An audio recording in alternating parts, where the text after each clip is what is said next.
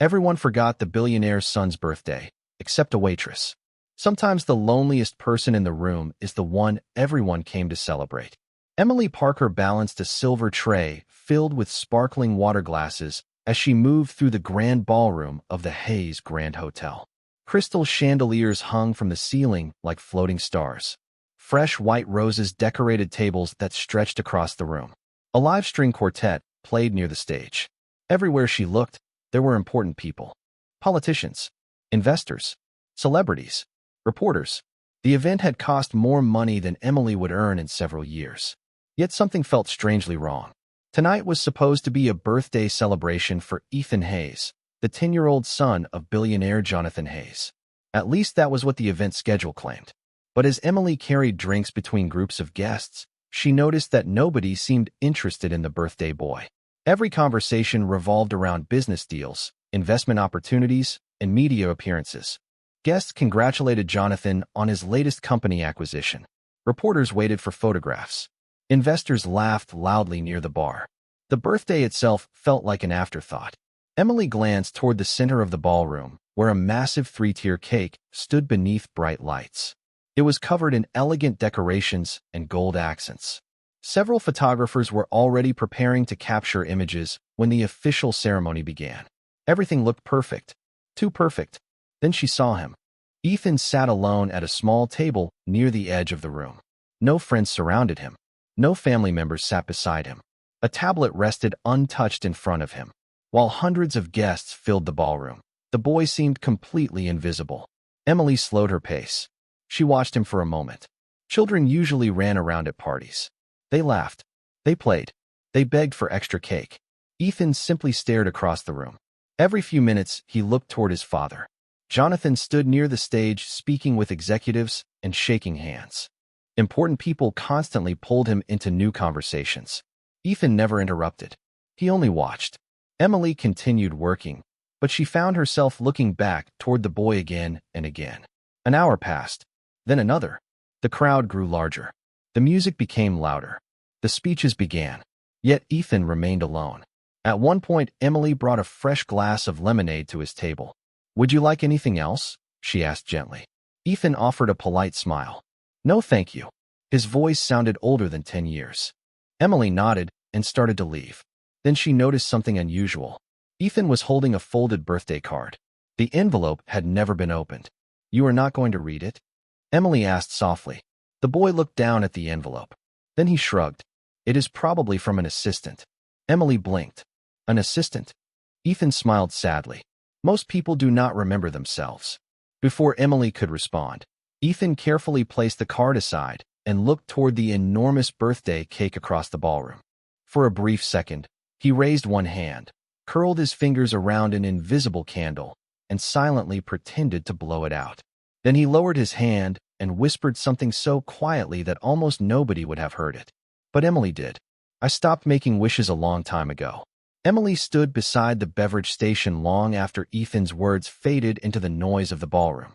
"I stopped making wishes a long time ago." The sentence stayed with her. Around the room, servers moved between tables carrying expensive meals. Cameras flashed near the stage. Guests laughed at conversations that had nothing to do with birthdays. Yet the one person who should have been at the center of the evening seemed completely forgotten. Emily glanced toward Ethan again. The boy sat exactly where she had left him. A giant screen behind the stage displayed photographs from his childhood. Smiling pictures, family vacations, school events, images carefully selected by public relations teams. The audience admired them whenever they appeared. But nobody appeared interested in the child sitting a few yards away. Emily picked up a pitcher of lemonade and walked back toward his table. Ethan looked up as she approached. "Another refill?" she asked. He smiled politely. "Sure." She poured the drink and hesitated. "Can I ask you something?" Ethan shrugged. "Everybody else asks me questions tonight." Emily laughed softly. "What kind of questions? What grade am I in? What sports do I play? What do I want to be when I grow up?" He stirred the ice in his glass. "Nobody asks what I actually want." Emily pulled out the empty chair beside the table and sat for a moment. "What do you want?" Ethan looked surprised. The answer did not come immediately. He glanced toward the crowded ballroom, toward the stage, toward his father surrounded by important people. "I want a dinner with my dad." Emily followed his gaze. Jonathan Hayes stood in the middle of a circle of investors. He was smiling, shaking hands, discussing business. He looked successful, respected, admired. He also looked completely unaware of what his son was feeling. Maybe after the event, Emily offered. Ethan shook his head. He said that last year too. The words landed heavily between them. Emily noticed a small notebook beside Ethan's tablet. The cover was worn from use. A child's handwriting appeared on the front. She could not read all of it, but she noticed several dates written across the cover. Ethan quickly closed it. Sorry, he said. It is kind of private. That is okay. Ethan hesitated before speaking again. It is where I write birthday wishes. Emily blinked.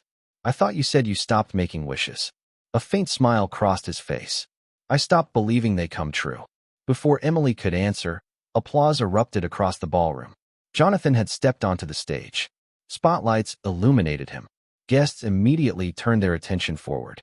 Jonathan thanked sponsors, partners, investors, supporters. The speech continued for several minutes. Ethan listened quietly. Emily noticed something strange. During the entire speech, Jonathan never mentioned his son.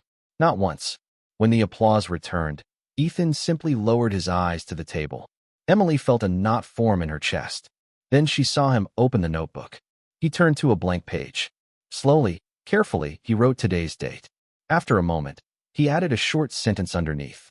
Emily could not see every word, but she clearly read the last four. No one remembered again. Emily could not stop thinking about the words written inside Ethan's notebook. No one remembered again. The sentence followed her as she continued serving guests throughout the ballroom. Every table overflowed with expensive desserts. Crystal glasses sparkled beneath the chandeliers. A jazz band had replaced the string quartet. The evening appeared flawless from the outside. Yet all Emily could see was a 10-year-old boy sitting alone at his own birthday celebration. Near the end of her shift, she stepped into the employee break room to grab a bottle of water. The room was small and quiet compared to the luxury outside. A few servers were checking their phones. Others were counting tips. Emily opened her apron pocket and looked at the cash she had earned that evening. Not much, just enough to help cover groceries and part of next week's utility bill. She thought about her mother waiting at home, medical appointments, prescription costs, rent. Every dollar mattered. Then she remembered Ethan pretending to blow out an invisible candle. Before she could talk herself out of it, Emily grabbed her coat and slipped out through the employee entrance. A convenience store sat across the street from the hotel. Bright fluorescent lights filled the aisles. She walked directly toward the bakery section. There, inside a refrigerated display case, sat a row of simple cupcakes. Nothing fancy. No gold decorations. No luxury branding. Just ordinary cupcakes with white frosting. Emily smiled. She selected the nicest one and carried it to the register. $5.27. As she handed over the money, she felt slightly ridiculous. The billionaire's son was celebrating inside a ballroom filled with desserts worth thousands of dollars. Yet somehow this cupcake felt different. Because it was meant for him. Not for photographers. Not for guests. Not for investors. For Ethan. Back at the hotel, Emily found a small blank note card near the service station. She sat down for a moment and carefully wrote 4 simple words. Happy birthday, Ethan. She added a small smiley face beneath the message. Then she placed the card beside the cupcake. No logo. No company branding. No publicity. Just kindness. The ballroom remained busy when she returned. Most guests had moved toward the dance floor. Jonathan Hayes was still surrounded by business associates. Nobody seemed to notice Emily crossing the room carrying a small white bakery box. She stopped beside Ethan's table. The boy looked up. What is that? He asked. Emily placed the box in front of him. Something that belongs to the birthday boy. Ethan stared at her. Slowly he opened the lid. The cupcake sat inside beneath the warm ballroom lights. For several seconds he did not move. Then he noticed the handwritten card. His eyes widened. You bought this? Emily nodded. It is not much. Ethan looked back down at the cupcake. His lower lip trembled slightly. It is for me? Emily smiled. Of course it is. The boy stared at the cupcake as though nobody had ever given him a gift before. Then, very carefully, he picked it up. For the first time that evening, a genuine smile appeared on his face. Not the polite smile he gave reporters. Not the practiced smile used for photographs. A real one. And as he looked at the tiny candle Emily had secretly placed in the frosting, tears began forming in his eyes. For a few seconds, Ethan simply stared at the cupcake. The noise of the ballroom seemed to disappear around him. The laughter, the music, the conversations worth millions of dollars all faded into the background. His eyes remained fixed on the small candle standing in the center of the white frosting. Emily suddenly worried she had made a mistake. Perhaps she had crossed a line. Perhaps a waitress should not be giving gifts to a guest. But then Ethan carefully set the cupcake back on the table and looked up at her. Tears shimmered in his eyes. "Nobody has ever done this before," he whispered. Emily felt her heart tighten. "I find that hard to believe." Ethan gave a small shrug. "People buy expensive things, but they usually do it because someone tells them to." He glanced down at the handwritten card. "This feels different." Emily smiled softly.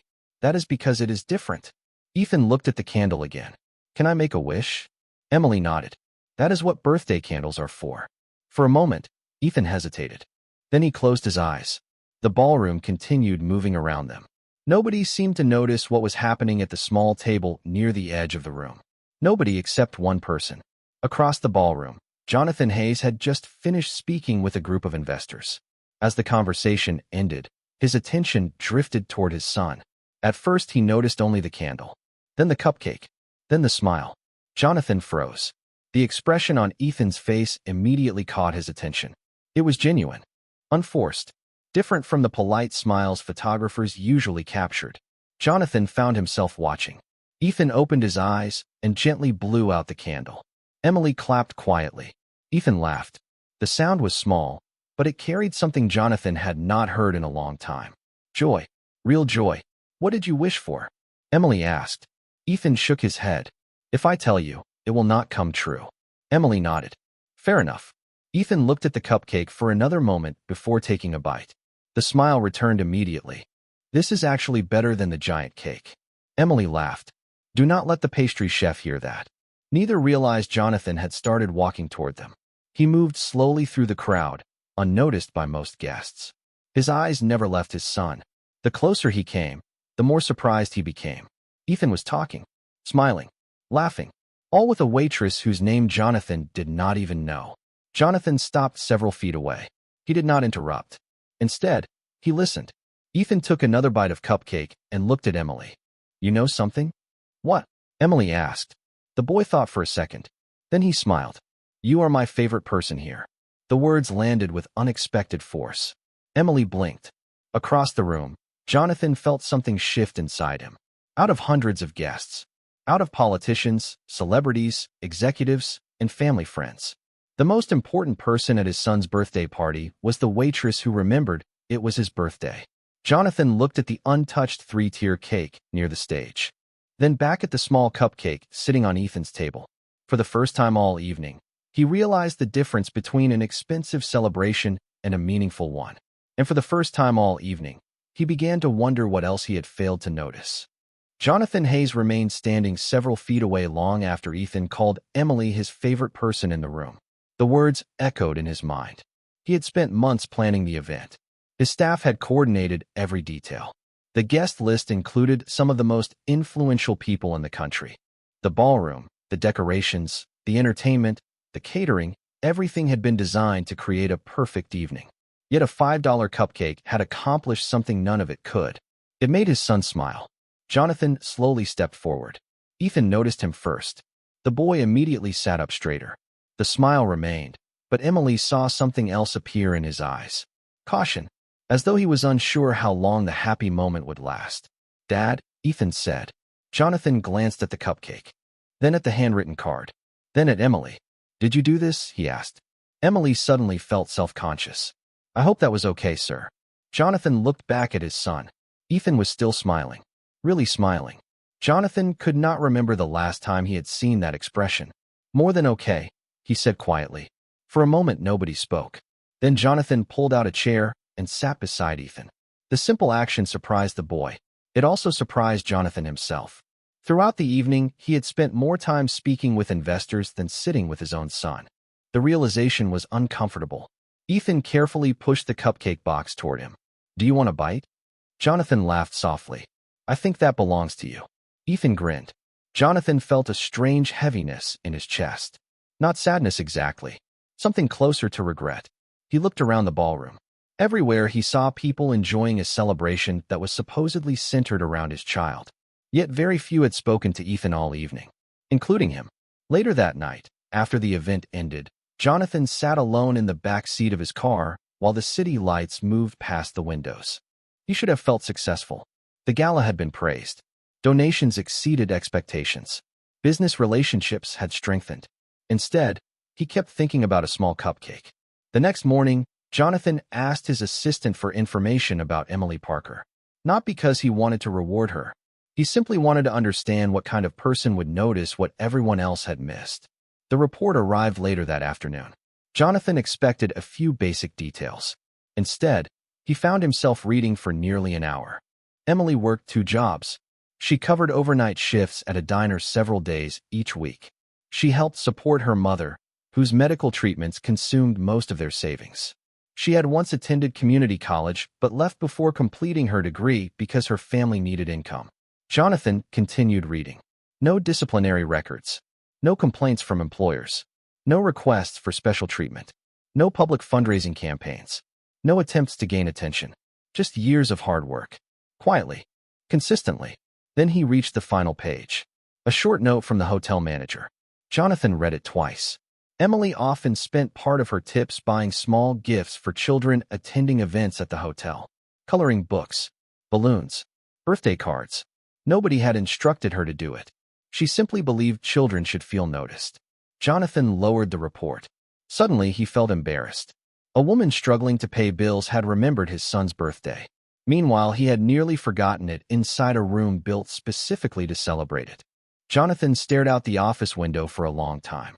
Then he looked back at the photograph sitting on his desk. A recent picture of Ethan. For the first time in years, Jonathan asked himself a question he had been avoiding. Was he building a successful company while quietly failing as a father? 3 days later, Emily was finishing a morning shift at the diner when a black luxury sedan stopped outside the front window. She barely noticed it at first. Customers came and went all morning. Coffee cups clinked against ceramic plates. The smell of pancakes and fresh bacon filled the air. It was an ordinary day, until a man in an expensive suit stepped through the door and asked for her by name. Emily looked up from refilling coffee. "That is me." The man smiled politely. "Mr. Jonathan Hayes would like to speak with you." Several customers immediately turned their heads. Emily nearly dropped the coffee pot. An hour later, she found herself sitting inside Jonathan Hayes' office overlooking the Chicago skyline. Floor-to-ceiling windows stretched behind his desk. The view alone probably cost more than her apartment building. Jonathan stood as she entered. "Thank you for coming." Emily sat carefully. "Your assistant said this was important." Jonathan nodded. For a moment, he seemed uncertain where to begin. Finally, he looked directly at her. "I wanted to thank you." Emily smiled awkwardly. "For the cupcake?" "For seeing my son." The room fell quiet. Jonathan's voice carried none of the confidence she remembered from the gala. This sounded personal. Honest. "Most people see my last name before they see Ethan," he continued. "You saw Ethan." Emily looked down briefly. He seemed lonely. Jonathan exhaled slowly. He was. Several seconds passed. Then Jonathan opened a folder resting on his desk. Emily immediately felt uncomfortable. "If this is about money, I should tell you now that I cannot accept it." Jonathan looked surprised. "You have not even seen what is inside." Emily smiled gently. "I know how these stories usually work." For the first time, Jonathan laughed. Then he closed the folder without opening it. "Fair enough." Emily relaxed slightly. Jonathan walked toward the windows. Below them, traffic moved through the city streets like tiny streams of light. "May I ask you something?" he said. "Of course." He turned toward her. "Why did you spend your own money on a child you did not know?" Emily thought about the answer. It seemed simple to her. "Because everyone deserves to feel remembered." Jonathan nodded but remained silent. Emily continued. "Especially children." The billionaire lowered his eyes. "You know, I have spent years trying to give Ethan everything." "I believe that," Emily replied. "The problem is that children rarely need everything." Jonathan looked back up. "Then what do they need?" Emily hesitated. She knew she was speaking to one of the most powerful men in the country. But she also knew he had asked an honest question. "Time," she said quietly. They need time. Jonathan said nothing. Emily continued. The ballroom was beautiful. The food was incredible. The decorations were perfect. But Ethan never talked about any of those things. Jonathan's expression tightened. What did he talk about? Emily met his eyes. He wanted dinner with his father. The words landed harder than she expected. Jonathan looked away toward the city. For a long moment, neither spoke. Finally, Emily stood. I should probably get back to work. Jonathan nodded slowly. She reached the office door before he spoke again. Emily. She turned around. Yes. Jonathan's voice was barely above a whisper. Do you really think it is not too late? Emily smiled. For what? Jonathan looked down at the photograph of Ethan on his desk, then back at her. To become the father he deserves. Emily's question stayed with Jonathan long after she left his office. To become the father he deserves.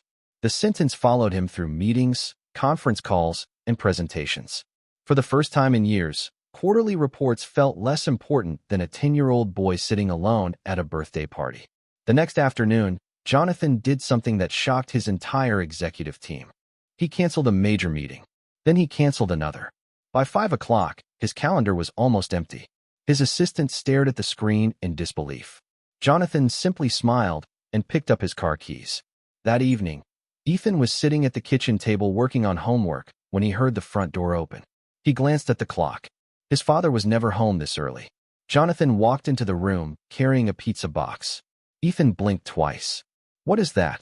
Jonathan lifted the box. Dinner. Ethan looked confused. Are people coming over? Jonathan pulled out a chair. Just me. For several seconds, the boy said nothing. Then he slowly closed his notebook. The two of them ate together. At first the conversation felt awkward. They talked about school, favorite movies, basketball, small things. But as the evening continued, something began to change. Jonathan listened. Really listened. Not while checking emails. Not while answering phone calls. Just listening. Ethan noticed. Children always notice. Over the next few weeks, the pattern continued. Jonathan attended Ethan's soccer game. He showed up at a school science presentation. One Saturday morning, they spent 3 hours fishing at a nearby lake. Neither caught much, but neither seemed to care. The moments themselves mattered. Ethan's smile appeared more often. His laughter came easier. One evening, while cleaning his office desk, Jonathan found the photograph he had been avoiding for years. It showed Ethan at 7 years old standing beside a birthday cake. Jonathan studied the image carefully. He could not remember what they had done after the photograph was taken. He could remember the business deal he closed that same week. He could remember stock prices, market reports, corporate milestones, but not his son's birthday. The realization hurt. Meanwhile, Emily continued working both jobs. Life remained difficult. Medical bills still arrived. Long shifts still stretched into exhausting nights. She never expected to hear from Jonathan again. As far as she knew, the story had ended with a cupcake. Then one afternoon she stopped by the diner and noticed a familiar face sitting in a booth near the window. Ethan. The boy waved enthusiastically the moment he saw her. Jonathan sat across from him. Both were smiling. Emily approached their table. This is a surprise. Ethan grinned. Dad brings me here every Friday now. Jonathan looked up at her. There was something different in his expression. Less pressure. Less distance. More warmth. I wanted you to know something, he said. Emily waited. Jonathan glanced at Ethan before continuing. You were right. Emily tilted her head. About what? Jonathan smiled. Children do not need everything. Ethan laughed softly. Jonathan nodded toward his son. They just need someone who shows up. Nearly a year passed. Seasons changed. School projects came and went. Business headlines continued to mention Jonathan Hayes and his growing company. But something far more important had changed inside the Hayes family. Ethan no longer spent evenings waiting for his father to come home. Many nights they ate dinner together. They attended baseball games. They took weekend road trips. Sometimes they did nothing more than sit on the porch and talk. The extraordinary had slowly been replaced by something simple. Presents. On a bright spring morning, Emily arrived at work and found an envelope waiting in her employee mailbox. Her name was written neatly across the front. Inside was an invitation. She read it twice. Then a third time. Jonathan Hayes and Ethan Hayes cordially invite you to a private birthday celebration. Emily smiled immediately. Ethan's birthday. She remembered the cupcake, the candle, the notebook, the lonely boy sitting at the edge of a crowded ballroom. The celebration took place 1 week later at a lakeside property outside Chicago. As Emily arrived, she immediately noticed something different. There were no television cameras, no reporters, no politicians, no executives trying to exchange business cards. Children played near the water. Families sat together beneath white tents. Laughter drifted across the grass. It felt like a real birthday party. Ethan spotted her almost instantly. Before she could even reach the gathering, he ran toward her. "You came." Emily laughed. "Of course I came." Ethan grinned and pointed toward a long table filled with food. "Dad planned all of this himself." Emily glanced across the lawn. Jonathan stood beside a grill talking with several parents. He looked relaxed, comfortable, nothing like the man she had first met beneath crystal chandeliers and corporate speeches. When Jonathan noticed her, he walked over with a smile. "Thank you for being here." Emily looked around the property. "This is beautiful." Jonathan nodded. Ethan helped plan every detail. The boy smiled proudly. Emily studied the celebration for a moment. No giant stage, no luxury displays, no oversized cake designed for photographers, just family and friends. "This feels different," she said. Jonathan laughed softly. "That is because this party is actually for the birthday boy." Ethan beamed. As the afternoon continued, Emily watched the guests interact. Parents played games with their children. Friends laughed together. Jonathan spent nearly the entire day beside Ethan. Not because anyone expected him to, because he wanted to. Later, as the sun began lowering toward the horizon, Ethan stood near the birthday cake. This time it was simple, modest, real.